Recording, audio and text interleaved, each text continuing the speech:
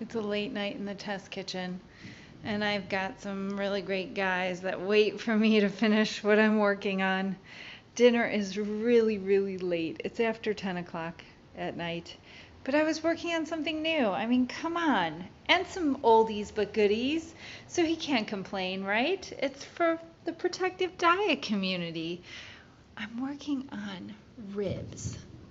Like real ribs with like bone-in ribs.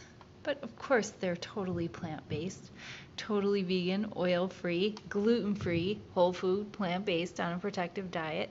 I'll let you know how they taste. It's our first attempt.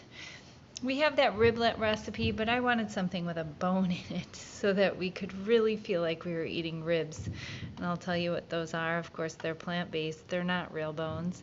This is a recipe I've been working on that I call kids spaghetti, and roasted corn that I took off the grill, and za'atar vinaigrette for a fattoush salad.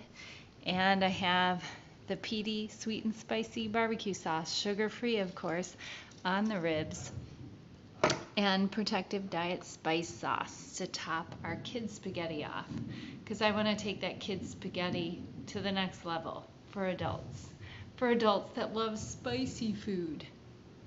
I'll let you know how these taste. First run.